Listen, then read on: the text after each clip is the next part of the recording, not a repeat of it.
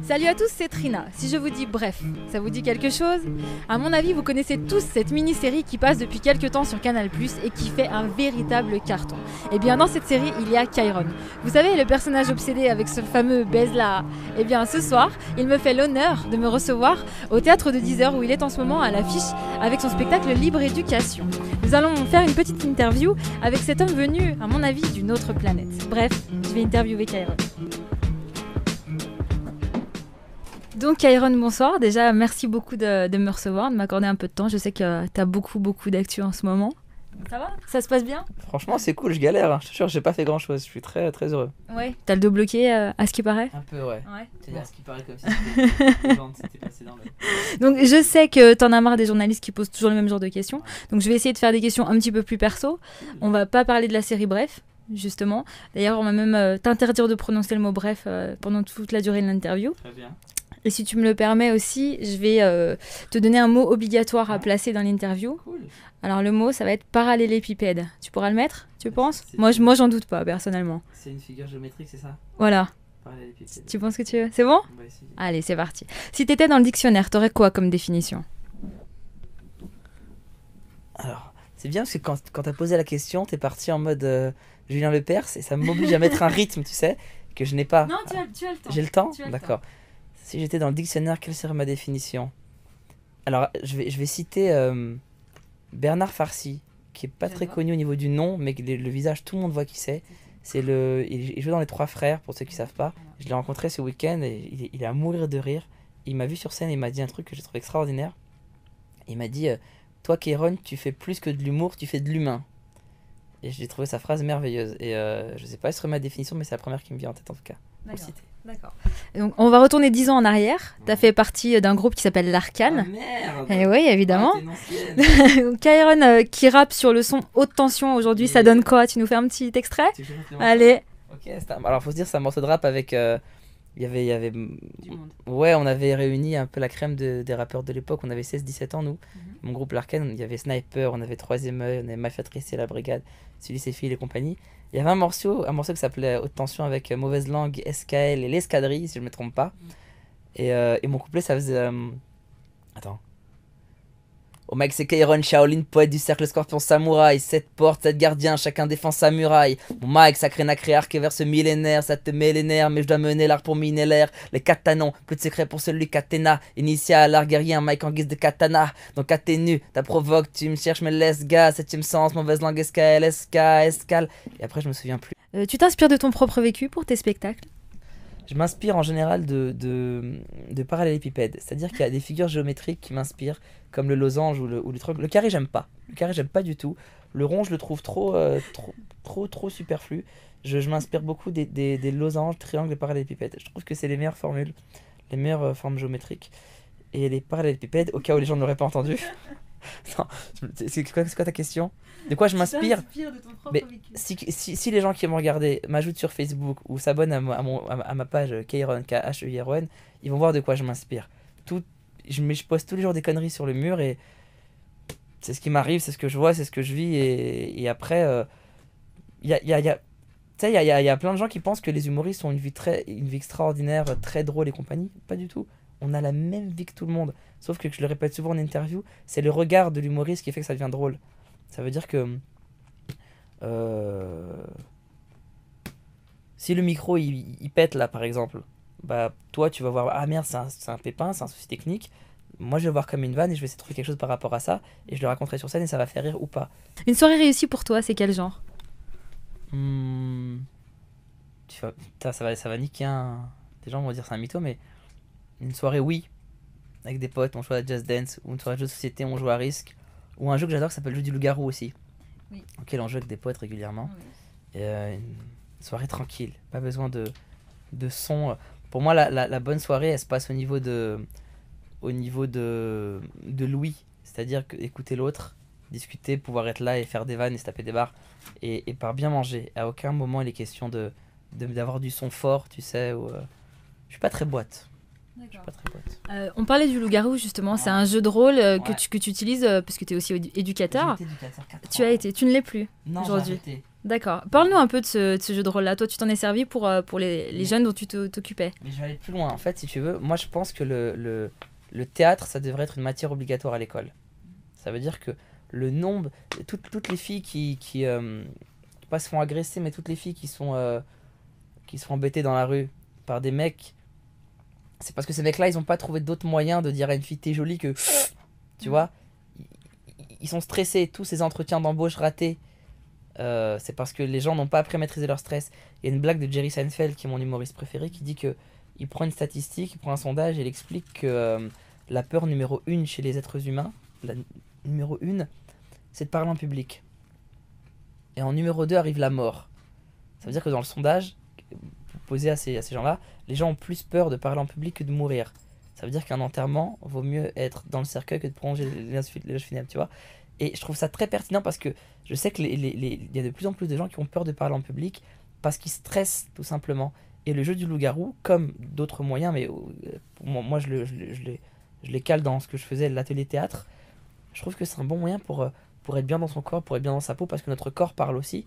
Et des gens qui sont pas stressés, qui sont pas énervés, c'est des gens zen, c'est des gens cool, et c'est des gens qui, sans le vouloir, font le bien autour d'eux, tout simplement. Parce que dans n'importe quelle situation, quand quelqu'un te rentre dedans, au lieu de lui rentrer dedans aussi, t'apprends à le canaliser. Zen, tranquille. Et pour moi, le jeu du loup-garou, c'était bien par rapport à ça avec les gamins. T'as le droit de piquer une qualité à Kian. Tu prends laquelle? Ses cheveux. C'est une qualité. Ouais, ses implants. Non, une qualité à Kian, l'observation. Il est très très observateur. Il arrive à déceler des mimiques, des gestes, des choses.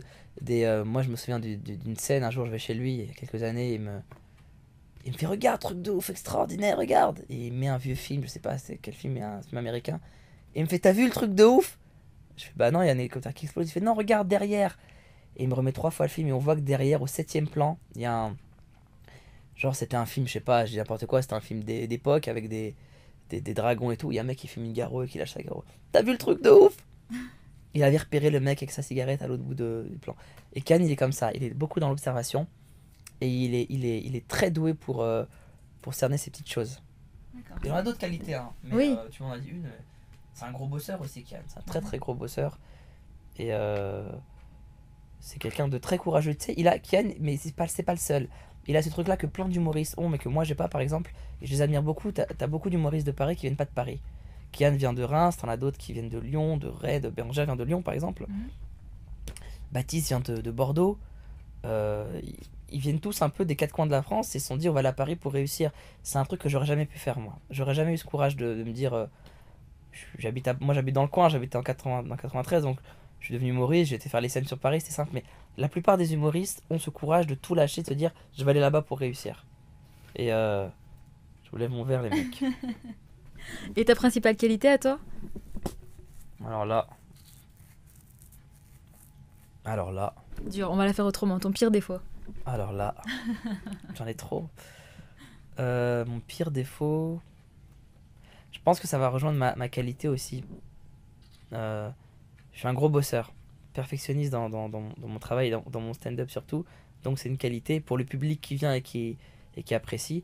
Mais ça peut être un défaut pour mon entourage, comme ma famille que je vois très rarement depuis un moment, ou beaucoup d'amis que j'ai perdus, parce que t'as pas forcément le temps d'entretenir les relations tout simplement.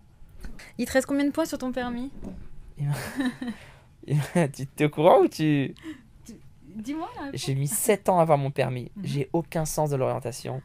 Je suis une grosse merde. J'ai mis 7 ans à l'avoir et aujourd'hui que j'ai le permis depuis plusieurs années, je ne conduis pas. Donc j'ai tous mes points. S'il y en a qui les veulent, je leur donne. J'ai tous mes points, mais je les aurai jusqu'à la fin de ma vie parce que je ne vais pas conduire. D'accord. C'est un papier rose qui est chez moi et ça me sert à rien. Tout le temps en transport. T'as peur de conduire? J'aime pas, ça me prend trop d'énergie en fait. Je suis pas concentré. Quand les 3 premières fois que j'ai passé mon code, parce qu'il y en a eu d'autres, les 3 premières fois que j'ai échoué lamentablement, j'ai fait 6 fautes. J'étais à une faute. Et en fait, à chaque fois, ça se passe comme ça. On arrive à la question 7. La voiture va à gauche, à droite, devant ou derrière? À gauche. C'est bien. Question 8. La voiture rouge, a-t-elle le droit de faire ça? La voiture rouge. C'est une 106 ça. On dirait la voiture de mon pote Louis. Qu'est-ce qui devient Louis? Ça fait longtemps que je l'ai pas appelé. Faudrait que je pense à le rappeler. Comment va son frère Dominique? Eh, question 17. Entre temps, j'ai laissé passer un tas de questions, tu vois. Ça se passe comme ça à chaque fois. Ta playlist du moment, c'est quoi? En ce moment, j'écoute. J'ai découvert un petit jeune qui s'appelle Maxime Henry. C'est. On me l'a fait découvrir il y a quelques jours. Et allez voir sur internet, Maxime Henry. Il chante une chanson qui s'appelle C'est elle ou c'était elle. Et c'est un peu un Justin Bieber français, mais franchement, j'aime bien. Je pense que je vais me faire insulter, mais j'aime bien ce qu'il fait. D'accord. Bon, on ira voir sa page. Tu penses quoi de la fin du monde en 2012? C'est chiant, parce que je ne serai pas encore à 3 dates par semaine. Je passe à 3 dates par semaine aux 10 heures en mars. Donc si on pouvait décaler d'un an au moins, un an ou deux, ce serait pas mal. Ok, maintenant on va faire un petit jeu, ça s'appelle le Il paraît que. Ouais. C'est bon? Alors, il paraît que ceux qui font rire les autres ont peur de la mort. Tu confirmes? J'ai eu longtemps peur de la mort. Aujourd'hui, non, j'ai plus peur. C'est tout. Bah, j'ai peur de plein de trucs, mais pas de la mort. Mais est-ce que c'est vrai ce qu'on dit, les humoristes ont peur de la mort? Mais je pense que tous ceux qui ont peur de la mort, c'est ceux qui ont peur de pas avoir laissé une trace, tu sais, ou qui ont peur de la solitude, ou qui ont peur de... J'ai peur de la solitude. Moi, je déteste la solitude. Si vous voulez me faire un coup de pute, dites-moi, viens, Kéron, il y a une fête. Après, je rentre et tout le monde part par une autre pièce et vous m'enfermez. Je deviens ouf. Je deviens ouf. Mais pas la mort, non. La mort, analyse qu'on est 7 milliards et quelques et qu'on va tous mourir et que... Kiffe tant que t'as... Je crois pas au truc de plusieurs vies, réincarnation. Je crois pas en... J'avais une phrase dans une chanson que les gens peuvent retrouver qui était dans la mixtape de l'Arcane à l'époque. Je disais je crois pas un retour sur Terre sous une autre forme, ni un retour en forme sur une autre Terre. C'était pour dire que je croyais ni en la réincarnation, ni au fait qu'on a plusieurs vies, ni au fait qu'il y a un paradis et un enfer. Je pense qu'on est tous là et que quand on va mourir et c'est terminé. Donc profite, n'aie pas peur de la mort, vis, ose aller au bout de ce que tu as envie de faire et que rien ne t'arrête. Il paraît que tu fais des gommages. C'est le pute. Pardon. Heureusement, j'espère que le micro n'a pas été... C'est le gros mot que j'ai le plus, sale pute en plus. Mais c'est toujours affectueux. C'est jamais méchant. J'ai dit sale pute, j'ai pas dit juste pute. Non mais c'est vraiment affectueux. C'est vraiment affectueux quand je le dis. C'est vraiment affectueux. Ouais. Putain, ouais, c'est vrai. Tu mets de la crème de jour aussi. J'ai une crème de jour, bien sûr. Donc Mais c'est bien, t'es un homme qui prend soin de toi. Gros starlouse, mais j'assume. Ah non, mais j'assume tout à fait. Ouais. Et il paraît que tu t'épiles même les épaules. Ouais, mais là j'ai pas fait depuis un moment parce que je vais passer à la définitive. Ah c'est vrai, tu vas... C'est mon d'accord. côté Troisième Reich. Il faut quelque chose de définitif, que ça reste quoi, tu vois. Mais que les épaules tu vas faire? Ah ouais, pour commencer, ouais. Ouais, non, après ça fait... Mais je suis douillet, putain, je te jure. J'ai la peau très fine et les... Tu vois comment je me suis réveillé? En fait, j'ai la peau très très fine et le poil très très dur. Avec les gestes. Ouais, non, mais ça fait mal, ça fait très mal. Ouais. Les femmes, je vous respecte vraiment Oui. par rapport à ça. Vous êtes la race supérieure. Il paraît que t'as une super technique de drague. Non, T'as pas une manière à toi de faire? pas du tout. Si. Pas du tout. Si, tu veux pas nous le dire. Mais non, mais en fait, j'ai donné plusieurs interviews où on me disait, bah, donne une technique de drague par rapport à ça, et je me suis rendu compte que je pouvais plus les utiliser après, donc maintenant je vais être égoïste. Ouais, parce que t'es grillé. Je suis grillé maintenant, mais j'ai des... C'est ce qui est marrant avec bon, on parle de bref 2 secondes, hein. Ce qui est Vas-y, marrant vas-y. avec moi, j'ai pas de problème à en parler en plus, hein, vraiment. C'est avec plaisir. Ce qui est marrant avec le perso Kairon de Bref, c'est que du coup, il a une image un peu voilà, obsédée, perverse, ce que tu veux, et que je pensais pas que ça attirait autant de femmes. C'est assez extraordinaire, hein. Et que du coup, au lieu de donner des techniques comme ça, on est parti sur un projet, j'ai reçu des appels, on va faire une série, Kairon, tout simplement. Et un gros volet de cette série sera le rapport avec les femmes et donc la drague. Et toutes les techniques, tu les auras parce que ça s'appellera la vraie vie de Kairon. Donc il y aura 99% de choses vraies. Et ça, c'est pour bientôt? J'espère. On bosse dessus en ce moment, on est dessus. D'accord. Bon, on te le souhaite en tout cas. Ouais, c'est cool. Et il paraît que t'as sorti toujours tes t-shirts à tes baskets, donc je vois que c'est le cas. À tes caleçons aussi, c'est vrai? Non, mais c'est incroyable. T'as toujours été comme ça? Gay? Oui, voilà, Non. tu m'as ôté le mot de la bouche. Non. Ouais, je fais ça, non, pas toujours, non, ça fait 2 ans, 1 an et demi, 2 ans. Mais je trouve ça cool en fait, mais un jour ça va me saouler, je veux dire maintenant j'ai envie de m'habiller que en violet. Merci beaucoup, Kayan. Merci à vous les amis. Il y a un mec quelques jours dans le métro, tu sais, il m'avait reconnu, il était à côté de moi comme ça, et il osait pas me parler. Quand tu vois quand un mec t'a reconnu, tu le sens, oui, mais bien sûr. si tu le regardes et que t'alimentes, ça fait comme si t'attendais. Donc Ouais. c'est encore plus ridicule, donc moi je Je regarde autour de moi et il me regarde, il me regarde, il me regarde. La porte elle s'ouvre, il fait baise-la!